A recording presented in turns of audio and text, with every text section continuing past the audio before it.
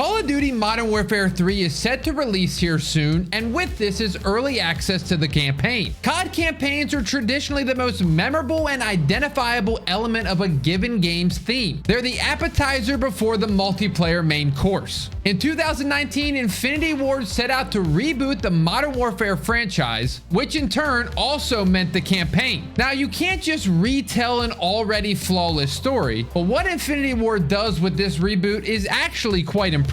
Both Modern Warfare 19 and Modern Warfare 2 have things for newcomers, but also longtime fans. I'm going to break down both the campaigns for you in order to better prepare you for the launch of Modern Warfare 3. Now let's break down the entire timeline for the rebooted Modern Warfare franchise.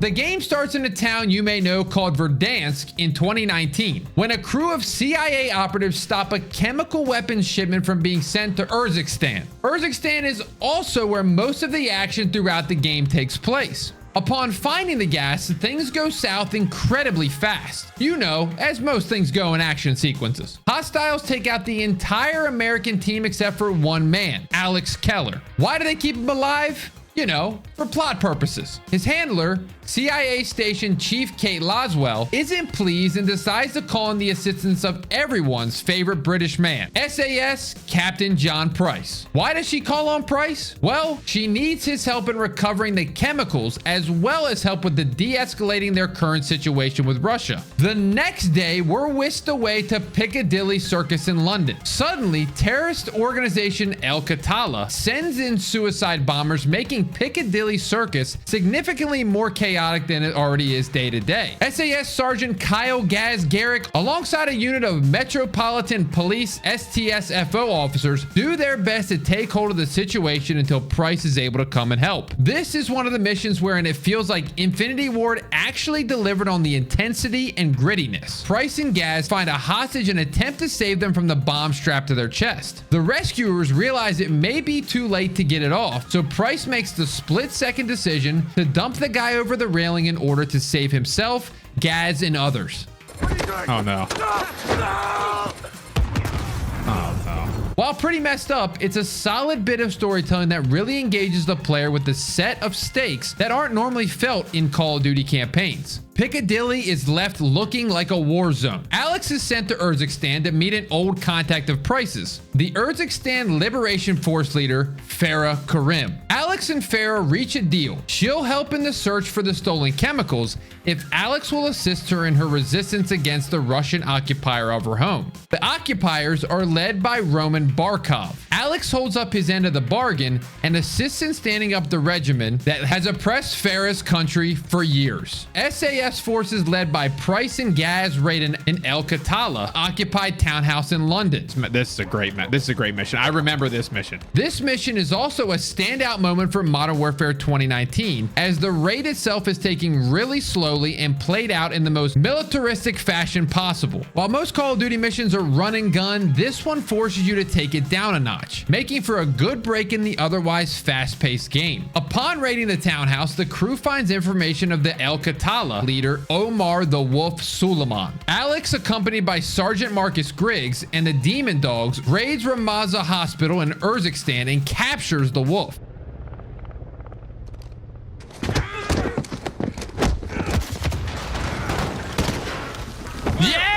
The Wolf's lieutenant, Jamal the Butcher, launches an attack on the United States Embassy in Urzikstan as a way to free the Wolf.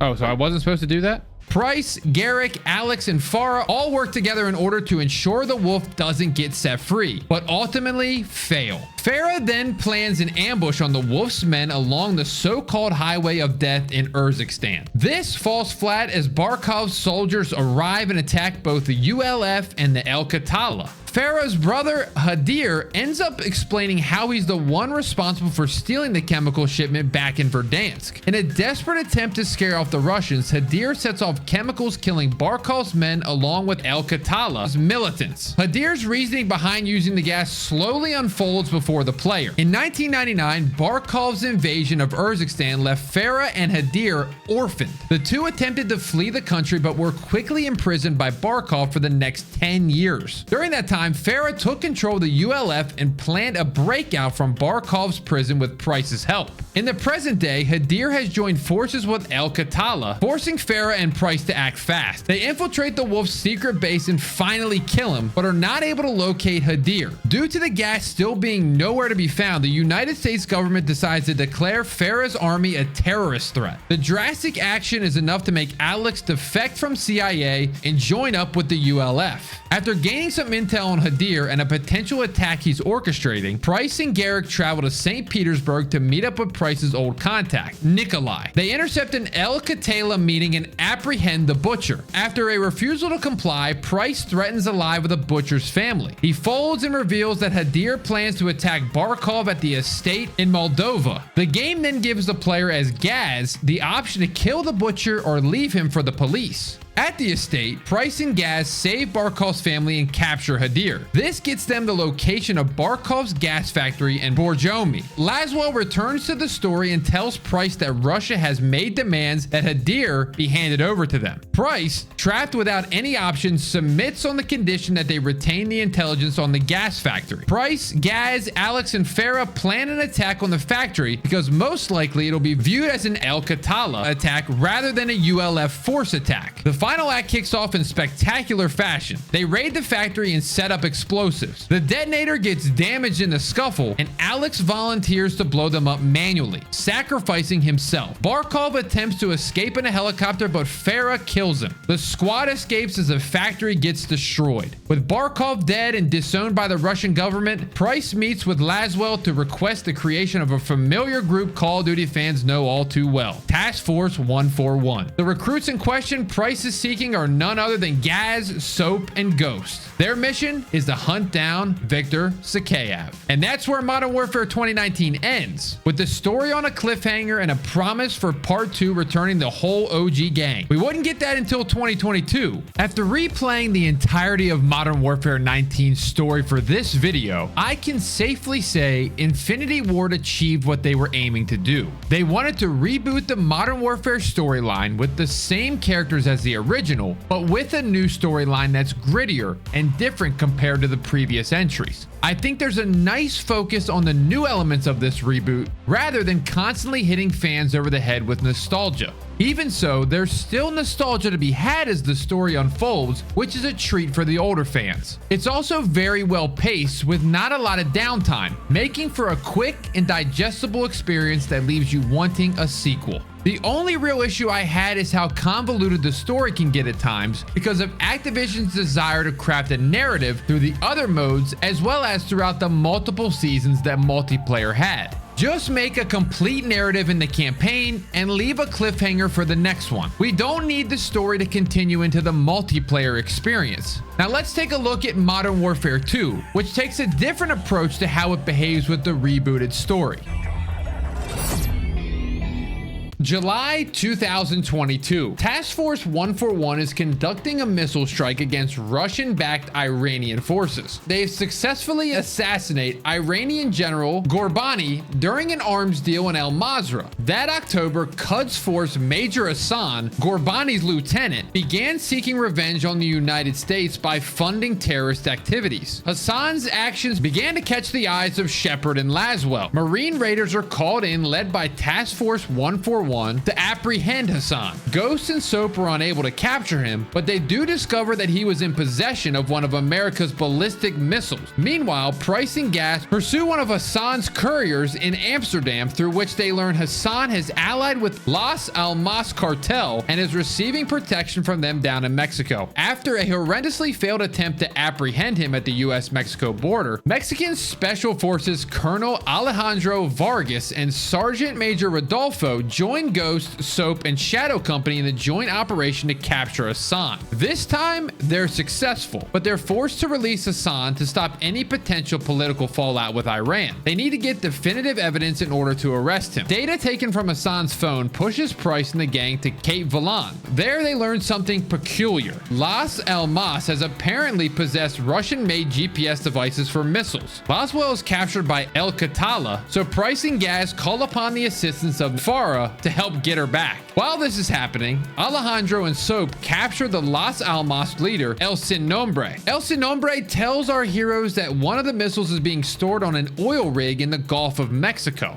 Task Force 141 decides to conduct a raid with their allies. Yet, despite the huge success in preventing the launch, Graves and the Shadow Company betray Alejandro and Task Force 141 under Shepard's orders. There seems to be a pattern of betrayal in games entitled Modern Warfare 2. Graves captured Alejandro and seizes Los Vaqueros' base. Ghost and Soap flee to Las Almas as Shadow Company begins a murder spree on the residents in search for Hassan. With the help from Rodolfo, Task Force 141, Alejandro, and Los Vaqueros escape and are free. Laswell throws out the revelation that Shepard and Graves were responsible for an illegal missile transportation mission in August. The goal was to aid American allies in the Middle East, but after the crew was ambushed, it left them with 3 missiles completely stolen. Shepard was forced to try and hide the failure. Price threatens Shepard over this revelation, but there's no time to spare as now Task Force 141 and Los Vaqueros retake their base and kill Graves. They learn from this that Hassan is in Chicago, a great city for baseball, pizza, and missile trading. The crew managed to detonate Hassan's missile that he had launched at the Pentagon, saving the day. Wrapping up this wild ride, Shepard goes into hiding, and Price and the gang identify the missile hijacker as Vladimir Makarov. A mid-credit scene, because yes, even video games have those now, reveals a plane hijacked led by Makarov's influence. So I really enjoyed my time with Modern Warfare 19, but Modern Warfare 2, it's perfectly serviceable. But honestly, it's not as impressive as the previous entry. It feels like this one relied too much on the charm of the old characters rather than crafting a solid new narrative with the old faces. It also tended to drag a lot more than Modern Warfare 19, despite being shorter. Maybe all of this stems from the convoluted plot put together through the years by Warzone, but ultimately this one just felt so much more stale. It doesn't quite have me as excited for the story to continue, but in the same breath, the cliffhanger is enough to at least have me curious. I'm hoping Modern Warfare 3's campaign blows both of these out of the water and shows that rebooting the Modern Warfare franchise was worth it after all. I guess we'll find out here soon enough. If I'm gonna rate the Modern Warfare 19 campaign, I'm gonna give it a 9 out of 10. And if I'm gonna rate the Modern Warfare 2 campaign, I'm gonna give it a 6 out of 10. That's the entire Modern Warfare storyline up until now. Hopefully this better prepares you for Modern Warfare 3. In the comments below, let me know which campaign's your favorite. If you enjoyed the content, leave a like and subscribe if you want to. We'll see you in the next one.